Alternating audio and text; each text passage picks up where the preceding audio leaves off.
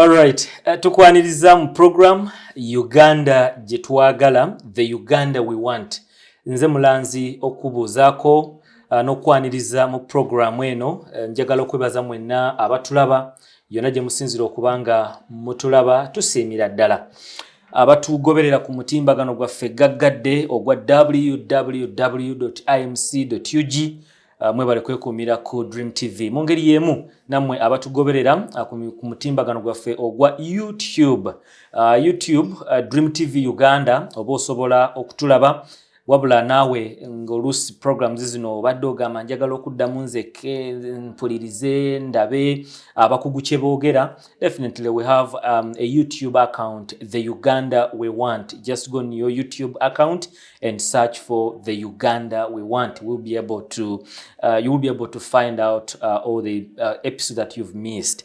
Mu ngeri y'emu ne ku Facebook gye tuli Dream TV Uganda oba the Uganda we want.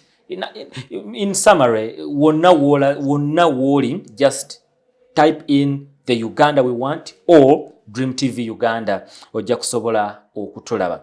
Tubuuza ekibuuzo wano mu programu eno nti enkola y'emirimu mu government n'obuvunaanyizibwa bwo bikuwa ekifaananyi kya Uganda gye twagala.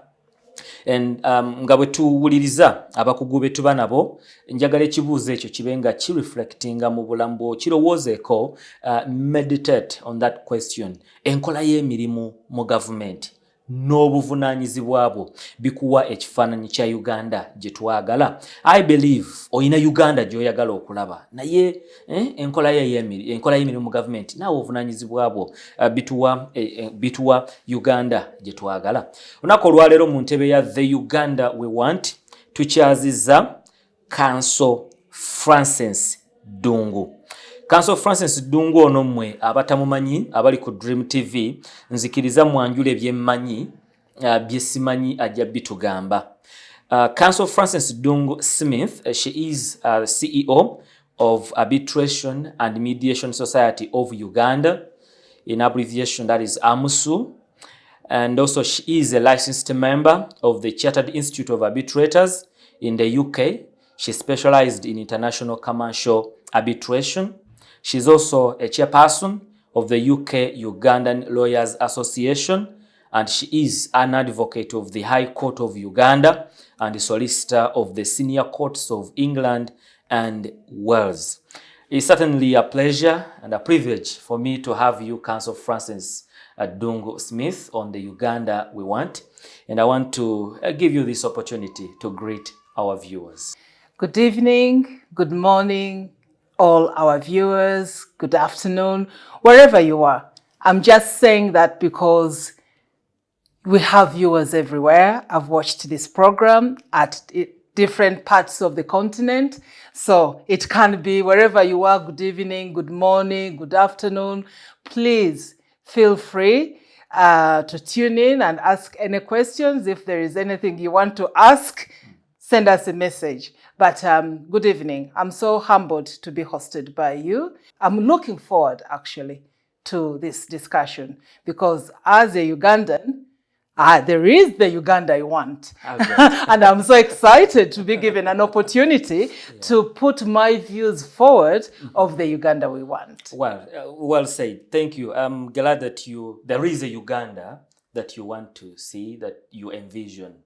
And I believe even our viewers, they are patiently waiting to hear more from you and eagerly waiting to hear from you that kind of Uganda that I want. That you want.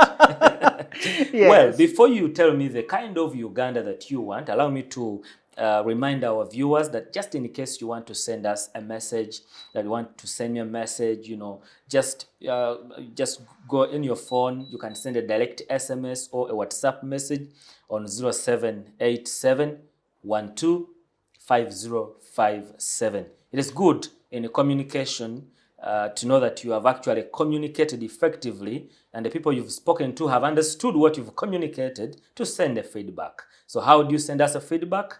Via that number when you send me a direct message or a WhatsApp message, 0787 125057. Well, Before we hear more from you on the kind of Uganda that you want, our viewers would like to know, who is Counsel Francis Ddungu Smith? Okay. I'm exactly what you introduced me initially. I am a Ugandan. I went to school in Uganda initially. This is where I did my primary school, secondary school. My first degree, I did it at Makerere University, and then I moved to England. That's where I'm practicing there as well. I am an advocate, High Court advocate here in Uganda, but I'm also a lawyer, an advocate in England and Wales. My specialist is in business law, commercial disputes, but at the same time, I do practice alternative dispute resolution, especially mediation and arbitration work. So that is the area which I do. I am a mother, I am a wife, I am a Ugandan. Most of all, I am very passionate about my country. So that's why wherever I am, I always talk about Uganda. Now, good. If I heard you very well, you talked about Makerere University, but I didn't hear you talk about where you went for kindergarten or nursery or primary and secondary. I believe those schools are still there. I don't know.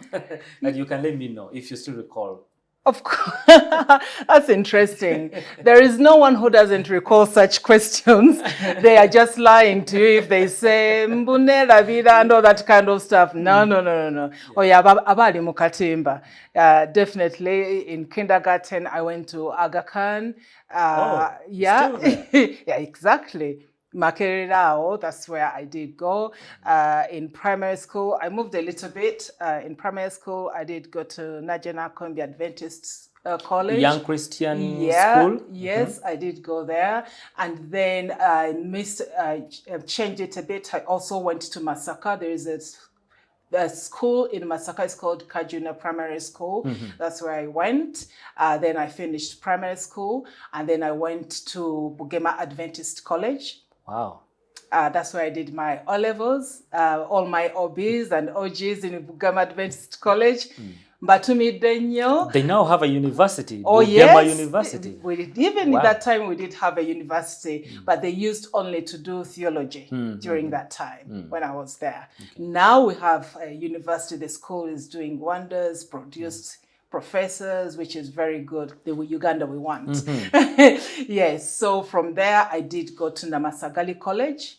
That's where I did my... The Sagali people during the days of Father Grimes. So that's where I did my A-levels. Okay. And from there, I did go to Makerere University. That's where I did my first degree. My first degree was in French and... Olufaransa. Was in French and sociology. I'll remember. Yes, so it was quite very good. I have to say, I did get a scholarship when I finished my A-levels, and then I was given French and social studies to do my first degree. But because all along I've always wanted to be a lawyer, you know, so when I got that degree, I was like, okay, I'll do it. It is government sponsored, and I was very grateful. I'm very grateful to the Ugandan population. Abawibo omusole mwebale nnyo kutusomesa, nze omu kwabo abaganyirwamu kubanga omwibo omusolo yasasula school fees zange. My career year 1, 2, 3, I graduated. And after that, because my passion has always been law, so nengende Bungereza okusoma amateeka. So I went to study law. Then I trained as a lawyer from the University of Law. It's called the University of Law, College of Law. The university just trains lawyers. That's it, the whole university. No one studies there apart from lawyers. Then afterwards, I started working in the UK. I started working in the UK when I qualified as a lawyer, practiced, I got married, got children, then settled there, continued working. But because for me, my passion has always been to work in Uganda. So even though as a lawyer, even though I qualified and trained in the UK, I have always, there is that thing of feeling like you want to work home. You know, you want to practice home. At the end of the day, I'm a product of the taxman in Uganda. Yamperera omusolo makerere 4 years. Exactly. Back is best. Home is best. Home is best. Yeah. So I tried all my level best to make sure that at least I train here as well. Came back and did the necessary training and qualifications to make sure that I become a member of the bar here in Uganda, and Ningetinga enrolled as a High Court advocate. And in Uganda, I practice with the Trikilis and Company advocates as counsel here.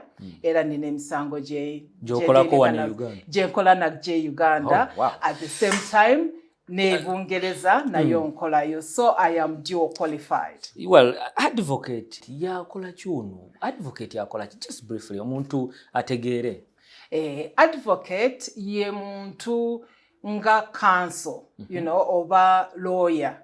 Osobola obomola okusoma okutendekebwa amateeka n'ofuna law degree n'ogenda oba ku LDC, afterwards then olina okutendekebwa n'obeera nga osobola okweyimirira abantu ababeera bazizza oba emisango yadde tozizza amasenga nga bolaba mu civil litigation issues, disputes, n'obeera nga osobola okubeeyimirira mu kooti oba sina mu kooti n'obayambako okuresolvinga their disputes. Naye advocate oteekwa okuba nga olina right of audience okwapiaringa mu makooti nga ga high court, kubanga kati si buli lawyer is an advocate.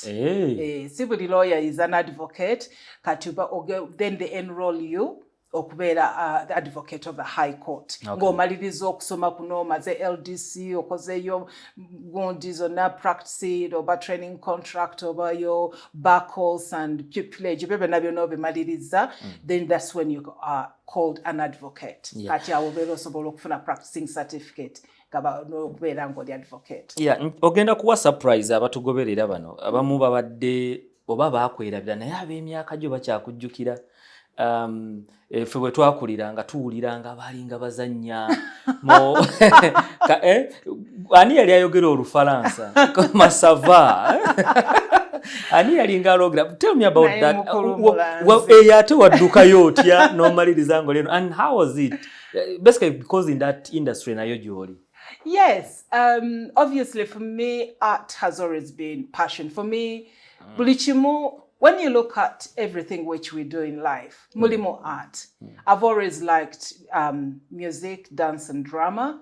And in fact, I did enjoy all of that when I was in secondary school. So when I went to Makerere University, I asked for a part-time job to join the Ebonies. The Ebonies. The Ebonies. I joined the Ebonies. So ekibiina ekyo, I think era kikyaliwo. For we even have. I'm an ex-Ebony. Once you're Ebony, you're always an Ebony. Bani bojjukira be walinga nabo. Ba Dr. Bossa, ba Nakaunde, ba Vicky. Dr. Joseph Omulina kubanga emyaka atedda kubanga abajjukira bulungi. Dr. Joseph Radawo Omulina. Yes, kati abo bonna we were with them. Gatuzanyo muzanyo gwa That's Life Mwatu. And bibaawo. So those were then the TVs. Katoyagala abantu bagambe banayenga omukyalo oyo mukulu nnyo. Nedda sikekyo. Omukyala nga ali experienced nnyo. But it was I would love really them to good. Say that. It was really good. Nze what I know. WBS yali ekyaliwo. Nga weeri. That's like Yes, nga tubeerako. So I did audition and I was accepted and I was working. I was working as an actress nga naye nga bwensoma Makerere. So we used to do filming, emizannyo, tugenda ku National Theatre, nitubeera nga tumovinga all around. Yeah, so I used to act as the French teacher mu muzannyo gwe bayita bibaawo. So I used to teach students in that play. Then in That's Life Mwatu, I used to act as the secretary for this big boss. Yeah, so those were my role. But I do appreciate all of that because these were I take them transferable skills. Omanyi sometimes abantu banyoma emirimu naye n'otamanyi omulimu ogwo waliwo kyogufunamu ate kisobola okuwa omulimu omulala. Point esooka tugifunye nti mu Uganda gye twagala tolina kunyooma omulimu. Yes, exactly. Ate na zino skills z'oyiga oba oyera oba organizinga nti oba gwoze ebintu ebyo ojjamu skills oyaniriza abantu and all that kind of stuff, you find them very helpful. So for instance, for me, one of the skills which I learned through being an actress, is how to articulate, how to be able to speak out, okubanga tuwetya. Omulimu gwe tukola gw'abalooya oli ayinza okukubako keesi nga naawe n'ogamba bannange ntandikira wange olaba bonna abazungu bayimiridde. Kati awo n'okankana, especially when I had just gone to the UK. You are the only bitundu bye nali nkolamu. I was the only black person. Bazungu omulimu gw'obalooya eri abasinga basajja, it still looked at as a profession etalimu bakazi bangi. Ate nga abaddugavu batono abagukola, sigamba nti tebaliiyo naye batono. So I found myself nga ndi among the minority. Kati ngaawo oyina okufuna obuvumu obwo, confidence, a type of confidence which I built nga ngenda ku stage. Okay. So those skills were quite very useful, and I'm always grateful to JWK Katende for having given us that opportunity. Ate naye munnamateeka. Ng'ate naye munnamateeka. Omuku gunno. Yes, sir. Tujja mufuna naye. Oba oli awo alina Uganda jajjo tugamba mu eri eyo eya emizannyo. Emizannyo n'amateeka oba oli awo. Well, kanzikirize nti atugoberera otegedde gwe agenda okwogerako gye tuli Uganda ye gy'ayagala okulaba. Era kanzikirize nti oli mutuuze Uganda ne Bungereza. Yes, sir. I would love to hear more of the comparison between Uganda and England, and what can we do okulaba nga Uganda nayo eri gy'omaze ebbanga ne wano ng'ojja bwe tuyinza okutuuka naffe ne tweyagala. I would love to hear more that from your submission. Naye katugende ku kibuuzo nti waliwo emabega we twawulira nti mutendeka simanya abatabaganya. Era oyina n'ekitongole ekyokulya nakyogeddeko ekya Arbitration and Mediation Society of Uganda. In just 2 minutes, mukola ki? Arbitration and Mediation Society of Uganda, it is a not-for-profit making organization. Mainly kiriwo okuyamba abantu, especially in resolving disputes. Resolving a dispute enkayana nokiraba. So twatandika ekibiina ekyo nze nkikulira, tulina bamembazi baffe abalala bali Bungereza, abalala bali mu America, abalala bali everywhere, but they are all Ugandans and some of them are here. Era tubatendeka naye nga ekiruubirirwa kyaffe kiri nti twagala tulabe Uganda gye twagala. Nti singa enkayana zijja mu bantu, if there are disputes, rather than going to court, ne mwesika, ne musasula ffe balooya, can we resolve these disputes using the alternative means? Nga bw'olaba mediation, nga bw'olaba negotiation, nga bw'olaba arbitration. Because for us, we believe that if we use all these other alternative disputes, resolution, tusobola okubeerako engeri gye tuyambamu abantu. Okiraba economy ekula, olaba nti n'abantu abandibadde nga omusango ogubedde mu kooti ne gumalayo 3 years tegutambula. Naye you could use mediation and you settle in 2 months. And the cost, kubanga one of the sustainable development goals eriwo, to managing poverty. Kati obwavu tunabumalawo tutya. Emisango tegiva mu kooti. Business is esibye. So if you're going to do that, you have to assist people to see that by managing their disputes kubanga ekizimbe kiyinza okubeera oba kikaayanira for 2 years 3 years. This case is not finishing. However, singa ba resolving that dispute quickly, then they can continue as as business as usual. Ate n'engeri, another benefit why we really advocate for alternative dispute resolution yeyo okubeera nti kikuuma obwasseruganda. Kati mwami Mulanzi bw'ontwala mu kkooti tuvaawo na bubi kubanga ontutte mu kkooti mu mbuga z'amateeka zisalewo ani mutuufu ani mukyamu. Naye ng'ate wano singa tutuula nga tuyina omutabaganya nga bwe tutudde wano ne nkugamba nti mwami Mulanzi kino kikyamu nakuwadde ebinyeebwa byange n'oŋŋamba ogenda kunsasula ku Lwomukaaga. Kaakati tutuuse ku Lwomukaaga tonsasudde. Ebinyeebwa byange ebyo badde bisumiramu $3,000. Naye kaakati wiiki yinezze tonsasudde. Naawe n'olaba nti naye mbadde mukyamu, kale tofaayo kankuwe next week nja kuwamu $3.5. Naye kano nange awo nenkikkiriza ne ngamba okay kanninde. Naye kati singa ogamba ate yedde nga mbeera ndi mutuufu. Because it's not about winning. It is about what you get out of it. You might end up taking me to court, naye ate no spending and no singa neje $3,000 ejo gy'okitaddemu. You end up nosasula nga obadde obanja $3.5 okukakananga osasudde $10,000. Naye kati ekyo kyekyo ky'oyagala oba wabadde oyagala $3.5 bagikuwe. You ended up losing. So I'm not saying that there is no administration of justice mu makooti. Naye think about what if you lose? What if cost ekirimu y'amaanyi nnyo nga togisobola? Kati kibeera kitya? Something before nga tetunnagenda mu kkooti tewaliwo kiyinza kukolebwa like ondaga ono Munnayuganda atuule yakirowoozeeko. Think about it before you make that move to the court. Isn't there any other alternative? Kyekyo kyennyini. That alternative. Kubanga emisango egisinga tusobola okugigonjoola nga tetugenze mu makooti. Kasita mubanga muyina omutabaganya omutendeke gwe bayita mediator oba arbitration practitioner.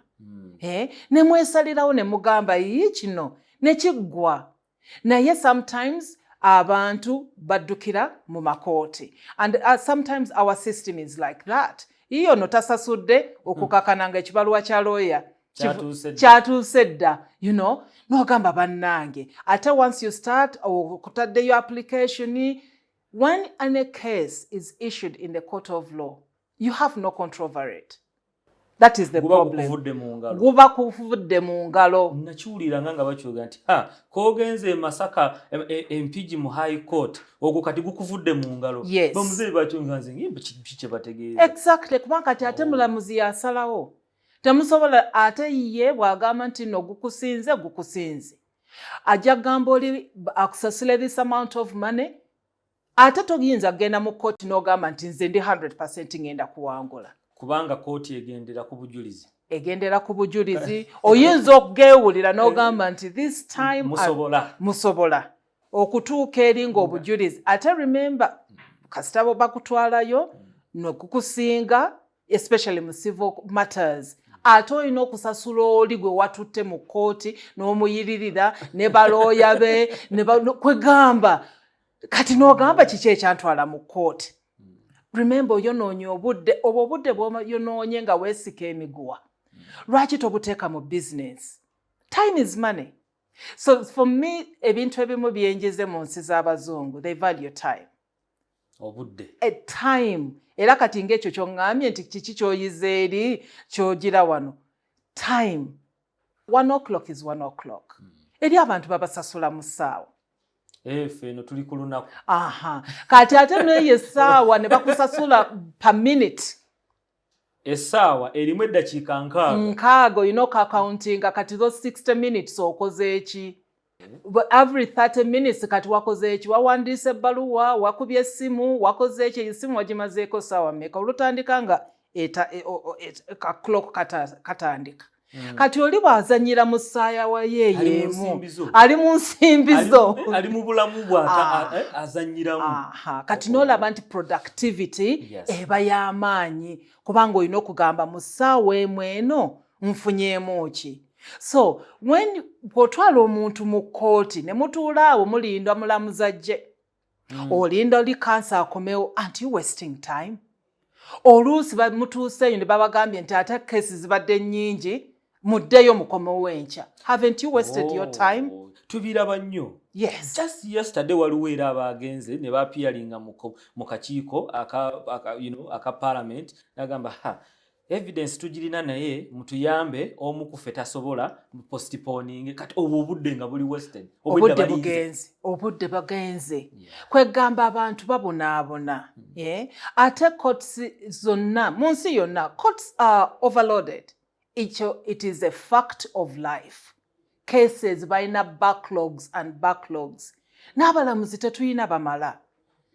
Kati mmwe temutunuulira nti kano wano Kampala oba Masaka mu kibuga. Mutunuulire eri mu kyalo gye muva Butambala, Najjakulya, Eggomba, Essese, ku bizinga wali abalamuzi. Kati enkaayana ziri eyo ate bagende e Masaka. Transport. I think the advantage I have, saakulira Kampala wokka. I know village life. I studied from there. I told you the primary school which I went to, and I know town life. So manyi, and I know European life. So, ntegeera nti bannange omuntu bw'ati anaasobola jjajjaawo asuubula byennyanja ku mwalo. Kati ate ssente ezo n'atunda oba atunda endagala. Ffe twasomanga n'abaana ku ssomero nga bazadde baabwe batunda ndagala. Naye olulagala olumu nga lwa siringi 10. Kati omukadde oyo mututte mu kkooti. Look at the expense. Yes. Kubanga omututteko ettaka ali, ettaka mulirwanira ogambye tugende mu kkooti. Ekyobugagga kyayina ttaka. Naye talina ssente za buliwo. Naye ate omututte mu kkooti. Simanya filing fee, lawyers fee, ate zino ez'abaklaaka, ate biki. Kaakati oyo ate boogera luzungu bannange. Is that the Uganda we want? Nti omuntu kati ng'oyo atunda endagala ye talina kufuna justice because ffenna tuddukira mu makooti. Weewaawo. Counsel tweyanziza. I think munzikirize batugambye eri obudde babufaako nnyo. Naye naffe wano mu Uganda we want. Naffe obudde tubufaako nnyo. Mutukirize episode 1 ne Counsel Francis Ddungu. Tugikomekerereze wano. Tugenda kumweyongeza mu kitundu ekyokubiri. Obiwulidde byayogedde. Gwe munna Uganda ogenda kukola buvunaanyizibwa ki okutuuka ku Uganda gy'oyagala nga weewala okugenda mu makooti obeereyo okonkomalireeyo ate oleme kuyambibwa mu bwangu nga bwandikyagadde naye ng'ate waliwo enkola ennuŋŋamu nga Counsel bw'ayogedde. Tujja kumweyongeza mtundu ekyokubiri. Nze Mulanze.